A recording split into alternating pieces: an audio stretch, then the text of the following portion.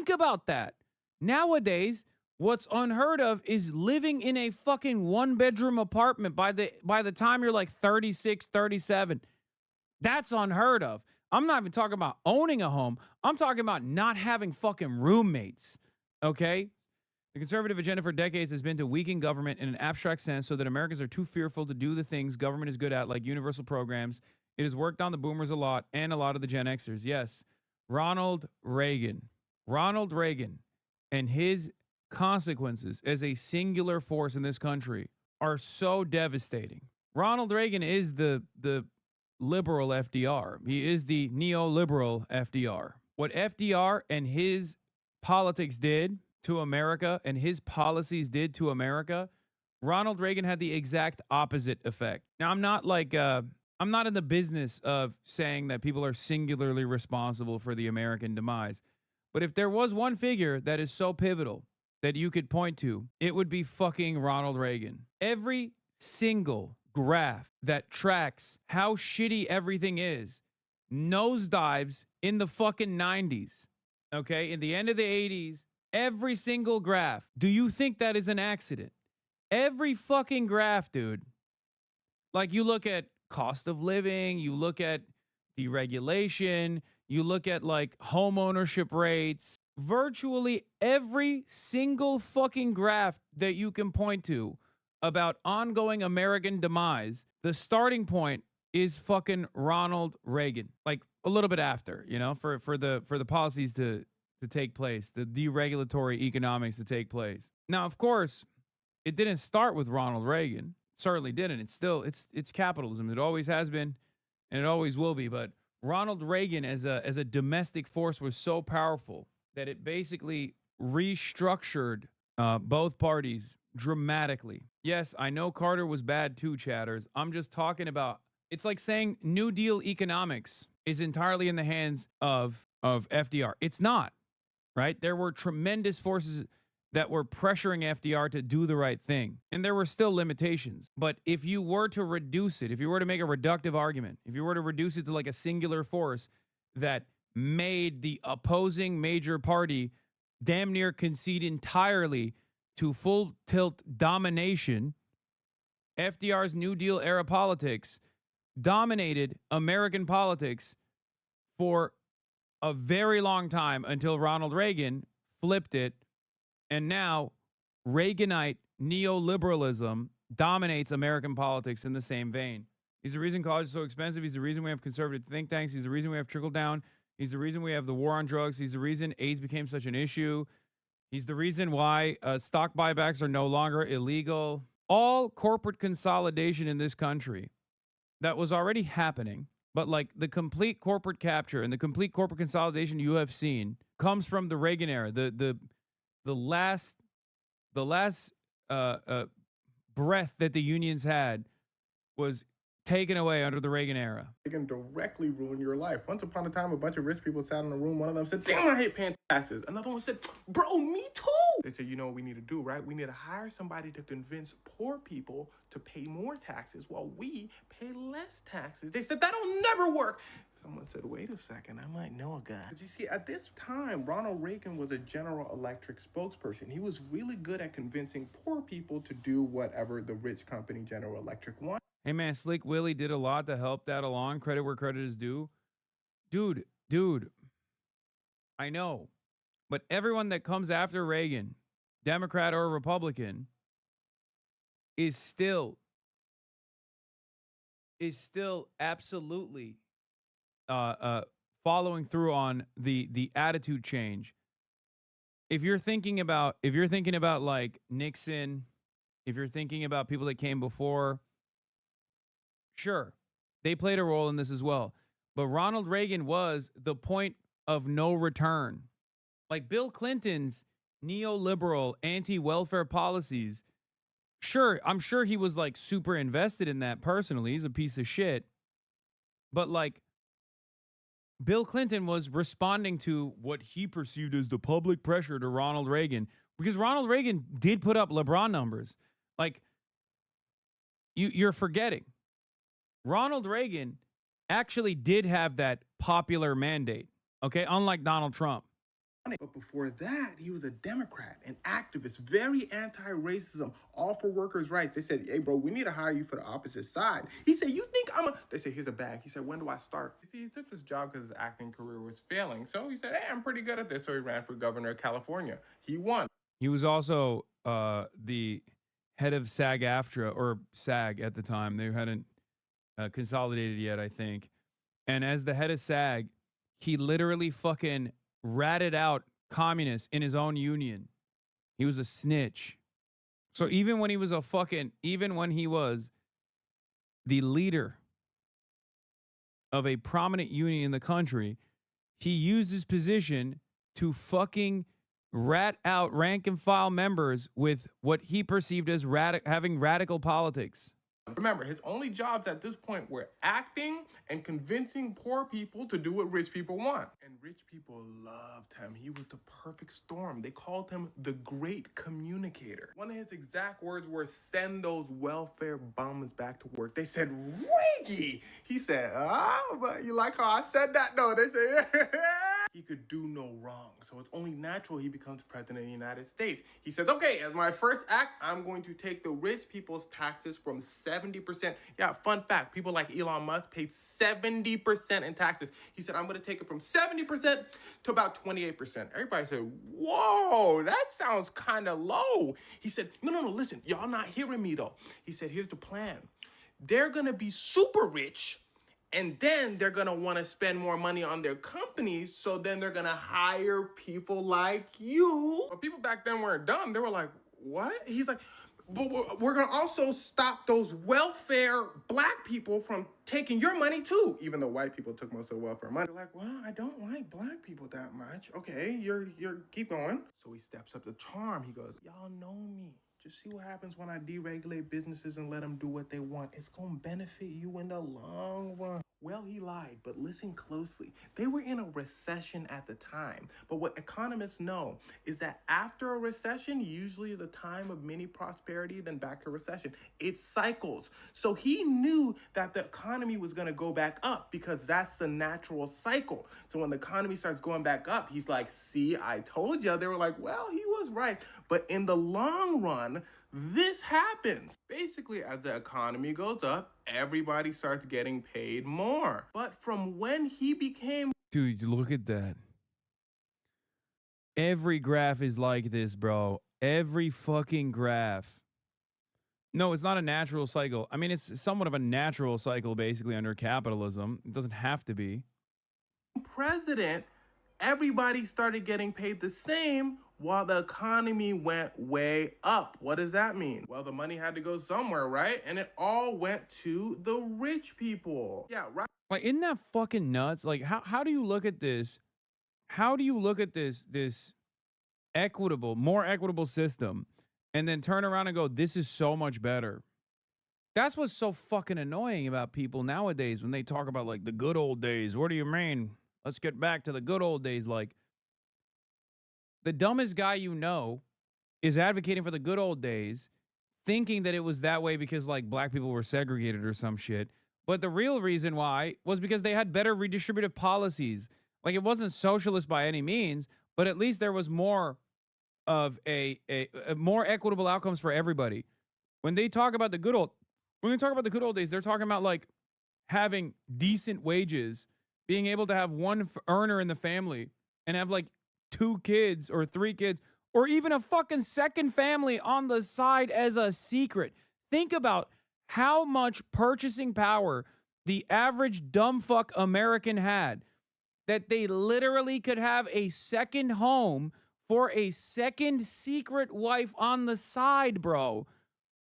That shit's unheard of. What are we talking about? Think about that. Nowadays, what's unheard of is living in a fucking 1-bedroom apartment by the time you're like 36, 37. That's unheard of. I'm not even talking about owning a home. I'm talking about not having fucking roommates. Okay? So when those dumb fuck boomers and the lead generation turn around and say, oh man, we got to go back to the good old days, Republicans turn around and say, yeah, that's right. You mean fuck black people, right? Like, you know, No more Mexicans, right? That's what you mean. It's like, and they go, yeah, that's what I mean. That's why things were good, I think. And the cycle fucking continues. Now, of course, boomers and the lead paint generation are obviously better off overall than the generations that come after them. So for them, for their position, it's like they don't have a lot of life to live. So it doesn't really matter all that much, but they have like most of the fucking wealth captured, or a more equitable distribution of wealth in their generation, as opposed to like millennials and Zoomers alike. But that is the design. That is the design that we have currently.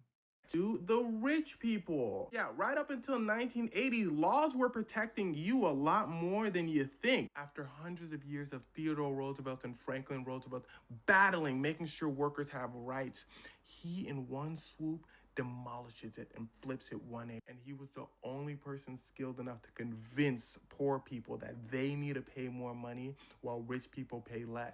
They need to not have workers' rights, and rich people can control their rights. And to this day, Reagan's policies still stick. In fact, Donald Trump just copied Ronald Reagan. Yeah, make America great again. That was Ronald Reagan's campaign slogan. Yep. He just took it.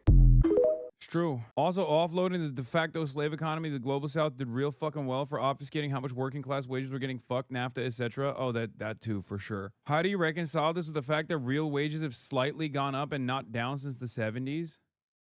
Brother or sister or the emperor, real wages going slightly up is nothing in comparison to the overall economy's explosive growth in that same time period, because that is this exact same distribution of wealth that we are looking at right now. It's wealth consolidation, especially when you factor in how expensive things are. You're talking about, oh, well, real wage growth happened since the 70s, albeit slightly. Okay. Real wage growth happens in the 70s, albeit slightly. Okay. Well, what about big ticket items that you need?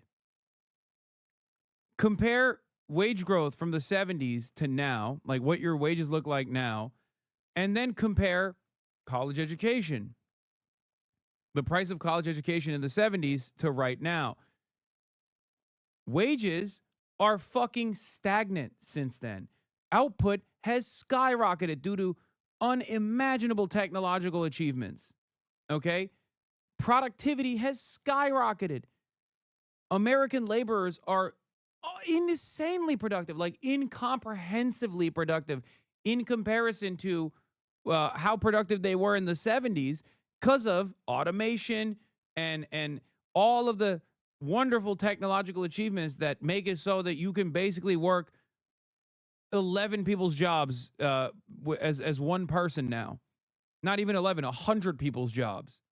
I mean, think about computers even. You're talking about a time when like computers didn't exist versus a time where computers do exist. And not only a time where computers do exist, but they exist on your fucking hand, in your phone, okay? And they're on you all the time, 24/7. The amount of productivity that each laborer has now is unimaginable, incomprehensible to someone who's living in the fucking 70s. Now, adjust that to the price of everything else. Adjust that to the price of everything else. You could buy a house for like 50 grand in the 70s. There is no home, no single family home you could purchase for like 50 grand, okay? That does not exist. You can't even buy a fucking lot for that price. The only thing that has gotten cheaper as we offshored slave labor to the third world is commodities, cheap consumer goods, things like a television. That's it. The only thing that has actually become incredibly affordable in the time frame is junk that you throw out every 2 years. No, and also it's designed that way too. That's another problem, which is creating tremendous amounts of fucking landfills all over the goddamn planet. But that's it. You can get a TV for cheaper. This is true. You can get a toaster for much cheaper. You can get electronics for, like, it's not even a comparison. Like back in the day, a TV was like a big item, okay? Now you can purchase shit much cheaper than you ever could. And that makes people feel like the situation is better overall. But all of the things that you need for survival, healthcare, a house, college education for upward social mobility, have exploded in prices. Yeah, you used to get paid $25K and houses were $50K. Now you get paid $75K and houses are $500K on the cheap side. So yeah, your real wages went up. But everything is so much more expensive. Even in the 90s, the houses were tremendously cheaper in 1998 in Denver, Colorado. The average house price was $149,000. Now it's $649,000. Bro, you can just go buy a 100-inch TV, 100-screen TV for $500 now. That's all that's gotten cheaper. That's what I'm saying. That's what I'm saying. That's the only thing that's cheaper in comparison to how affordable it was back in like the 70s and the 80s. 10 years ago, rent was $700 and TVs were $1,800. Now rent is $1,800 and TVs are $700. Well, that's not 10 years ago. It's I would say, because where is rent $1,800? You know what I mean? This boy is in Oklahoma. He's over here like, dude, what are you talking? Oklahoma City rent is so fucking costly, man. $1,800. I didn't even say Ohio, bro. I feel like Ohio is not even. My parents' first flat screen was $1,100, and that was after a discount because it had been dropped. They were stoked and thought it was a steal law. I can have a nice TV in my tent.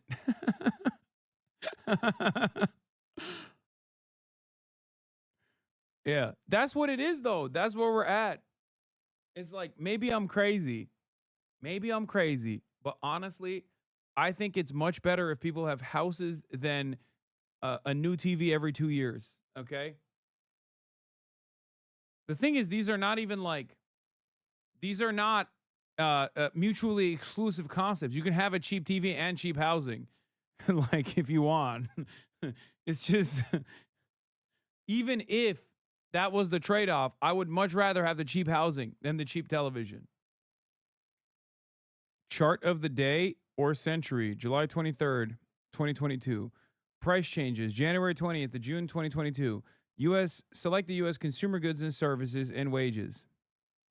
Yeah, since the 2000s, if you look at new cars that have been like relatively inexpensive in comparison year over year, household furnishings, clothing, basically everything that comes from China, okay? Everything that the Chinese hands have built. And I mean China as like a catch-all term for the entire global south. TV prices, look at that. Ooh, so cheap, so good. What's that up there? Hospital services, college tuition, college textbooks, medical care services, childcare and nursery school. Average hourly wages have gone up. This is because this is the fucking American Enterprise Institute that's like pointing all this. Food and beverage housing, food and beverages and housing. The reason why they're using this chart of the day or century is to say the reason why these things are so costly is because of unions. They're claiming that this is all too costly because of average hourly wages going up. And average hourly wages are going up because of socialism. That's the reason why they're using this graph. Make no fucking mistake. Sidebar, why socialism fails. Yeah, this is socialism. That's why it's failing. My neighbor's big brother in 2007 could afford to live in a single bedroom working at a grocery store as a cashier. Now that seems insane. Things have deteriorated a lot just in the last few decades. Yes, and it's only going to get worse. It's only going to get worse. Trump is literally not addressing any of this shit, and he's making it worse. He is looking at a fucking fire, and the only thing he's got is a canister of gasoline and more matches, okay? He walked up to the fucking house that's on fire, and he said, time to dump this gasoline and light it on fire even further. That's what he's doing. He's like, I'm going to fix this.